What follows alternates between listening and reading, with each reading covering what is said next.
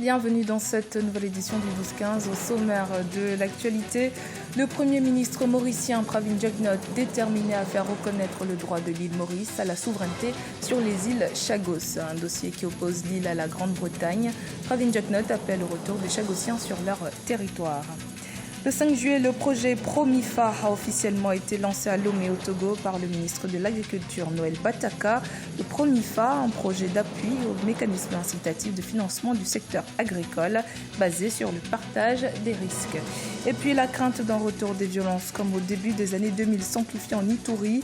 Cette province du nord-est de la République démocratique du Congo est le théâtre d'un conflit intercommunautaire qui compromet particulièrement l'avenir des enfants. Mais tout d'abord, l'offensive lancée sur Tripoli par le maréchal Khalifa Haftar a déjà fait plus de 1000 morts et 5500 blessés en Libye, d'après des chiffres de l'OMS. Les combats opposent l'armée nationale libyenne au gouvernement d'union nationale de Fayez al-Sarraj, reconnu par l'ONU. Les deux forces rivales du pays campent sur leur position et multiplient les approvisionnements en armes. Les migrants figurent parmi les civils particulièrement touchés par le conflit. La semaine dernière, une frappe aérienne a tué plus de 50 personnes, principalement des migrants, dans un centre de détention. Les îles Chagos au cœur d'un litige qui dure depuis 5 décennies entre l'île Maurice et la Grande-Bretagne.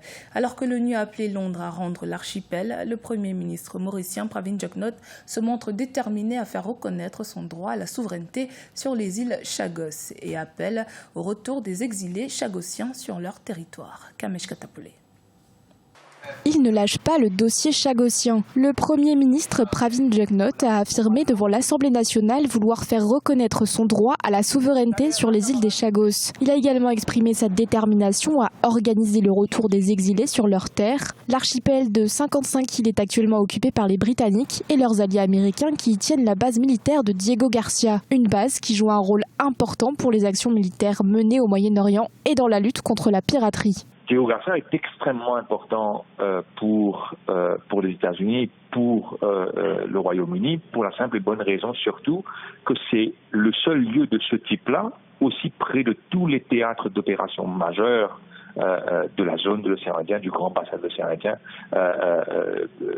Donc il est quasiment impossible de trouver une solution de rechange. Donc ce n'est pas de sitôt que les États-Unis ou le Royaume-Uni trouveront un autre endroit dans cette région de l'océan Indien, dans cette région du monde, pour y installer une nouvelle base. Maurice a déjà à son compte 2 victoires diplomatiques. Le 25 février 2019, la Cour internationale de justice avait en effet estimé que la Grande-Bretagne avait illégalement détaché les Chagos du territoire mauricien. 3 ans avant son indépendance, en 1968, Maurice avait accepté de laisser les Chagos aux Britanniques au prix de 4 millions de livres. Mais selon la CIJ, cette décision a été prise alors que le gouvernement mauricien était toujours sous le joug britannique. Le 22 mai 2019, l'Assemblée générale de l'ONU avait elle aussi voté à une majorité écrasante pour que l'archipel soit rétrocédé à l'île Maurice. Mais le Royaume-Uni ne semble pas prêt à céder l'archipel. Le Royaume-Uni qui défend les droits de l'homme, qui défend le principe du droit international, qui défend le fait d'avancer dans le dialogue, de jour en jour, a beaucoup plus de mal à justifier sa position. Voilà 2 avis extrêmement importants d'instances internationales que la Grande-Bretagne ne semble pas très encline à respecter. Je pense que le débat est en train d'être porté sur le terrain moral également. Est-ce que moralement, la Grande-Bretagne, le Royaume-Uni a la possibilité de continuer à dire que Maurice n'a pas sa souveraineté sur les Chagos? Le Premier ministre Pravin Jugnauth a annoncé 1 million d'euros pour le relogement des Chagossiens. Il prévoit également de faire de leur territoire une circonscription électorale. Le régulateur camerounais des télécommunications a infligé des amendes d'un montant total de 3,5 milliards de francs CFA aux opérateurs télécoms MTN, Orange et Nextel. Une sanction de l'Agence de régulation des télécommunications pour non-respect des réglementations sur l'identification des abonnés. Les détails de Nelly Bessar.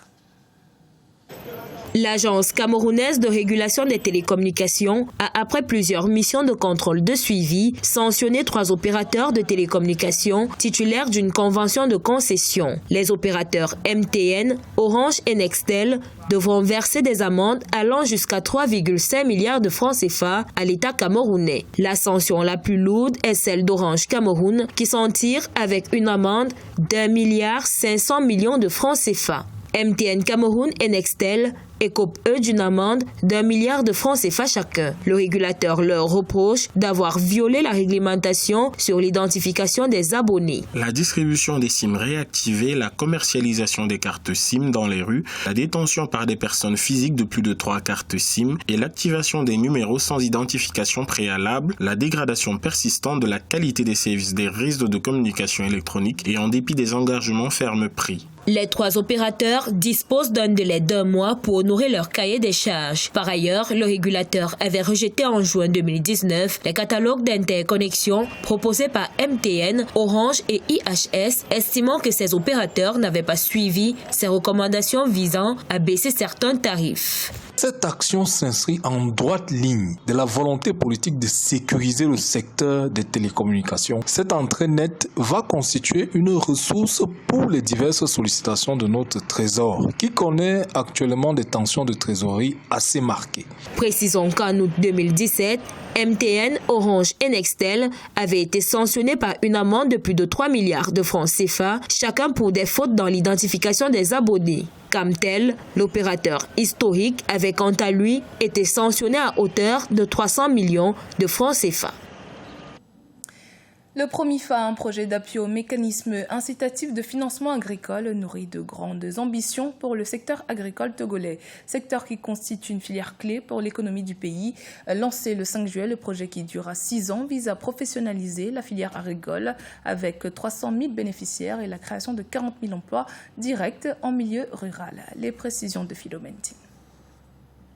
Le projet d'appui au mécanisme incitatif de financement agricole dénommé Promifa envisage injecter 20 milliards de francs CFA étalés sur une durée de 6 ans dans le secteur agricole togolais. À travers ce montant de financement, le Promifa contribuera à la révolution de l'agriculture dans le pays en la rendant plus professionnelle et orientée vers le business. Ce mécanisme a pour ambition de structurer les petits producteurs en coopérative et de les lier avec le marché pour faciliter leur accès au financement agricole. Le FIDA a trouvé pertinent de soutenir cette innovation majeure dans le secteur agricole afin d'accompagner le MIFA pour développer l'organisation des chaînes de valeur. Les différents acteurs des filières avicoles, maraîchères, riz, maïs et incubateurs vont apporter un appui technique au développement des chaînes de valeur agro-pastorales ainsi qu'à l'accès au marché et à des services financiers ou non financiers à 300 000 bénéficiaires directs dont des femmes et des enfants. Le Promifa pourrait engendrer 40 000 emplois, dont 100 000 auto-emplois. Le secteur agricole bénéficie de toutes les attentions du gouvernement.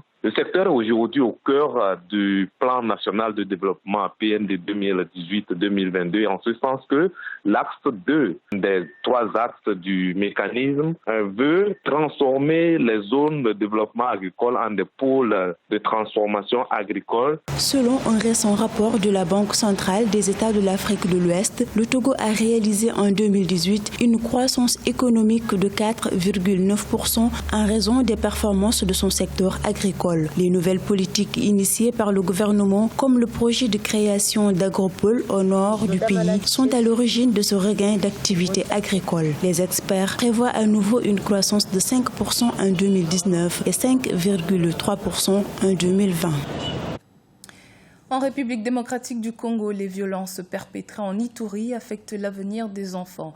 Cette province située au nord-est du pays est en proie à des affrontements intercommunautaires meurtriers qui ont entraîné la fuite de centaines de milliers de personnes depuis le début du mois de juin. Le président Étienne Tshisekedi s'est d'ailleurs rendu sur place au début du mois de juillet avec un message de paix et de cohésion adressé à ces populations. Reportage de notre correspondant Jacques Amboka. Elle nourrit l'ambition de devenir infirmière. Cinéma Louester, 15 ans, voit son rêve s'éloigner. Les violences intercommunautaires dans la province d'Ituri ont emporté sa mère et son petit frère. Des assassinats perpétrés à ses yeux en février 2018. Son père est depuis lors porté disparu. Je viens de Boulela dans le territoire de Ngongo. Les violences ont commencé au mois de février 2018. Le 25 de ce mois, les assaillants ont assassiné ma mère et mon petit frère. Dans ces logis de fortune, dans le camp des déplacés de l'Institut supérieur pédagogique de Bunia, ils sont au total 12 personnes qui y passent nuit. Bien que hantée par les souvenirs atroces des tueries de sa mère et son frère et les souffrances qui en découlent, Esther s'est dit pourtant disposée de pardonner. Elle pose tout de même une condition. Je peux pardonner. C'est vrai que depuis l'assassinat de ma mère, nous souffrons beaucoup. Mais si ces assaillants décident d'arrêter avec les violences, je peux les pardonner. Sinon, je ne peux pas. Dans ces camps, avec environ 10 000 déplacés, plusieurs enfants sont dans la même situation. Pris en charge par la Caritas internationale, leur avenir est hypothétique. Si certains soutiennent la thèse des conflits entre les tribus Ema et Lendu, bon nombre d'observateurs estiment que des politiques trempés dans les commerces de différentes matières précieuses dans cette partie du pays tirent profit de ces violences. Dans le reste de l'actualité, des heurts ont éclaté mardi 9 juillet entre des partisans du leader du mouvement islamique du Nigeria, Ibrahim Zakzaki, et les forces de l'ordre aux abords de l'Assemblée nationale à Abuja, la capitale fédérale. Les manifestants tentaient de se diriger vers le siège du Parlement où se tenait une séance plénière pour réclamer la libération de leur leader, Ibrahim Zakzaki, emprisonné depuis 2015. Les protestataires affirment avoir perdu 2 membres tombés sous les balles des forces de sécurité, une version réfutée par les forces de sécurité qui disent avoir utilisé la force minimale pour disperser les manifestants tout en affirmant avoir environ 8 blessés dans leur rang. 40 manifestants ont été interpellés. C'était le journal de la rédaction. Merci de votre fidélité. Dans un instant, une nouvelle édition de l'actualité sur Africa 24.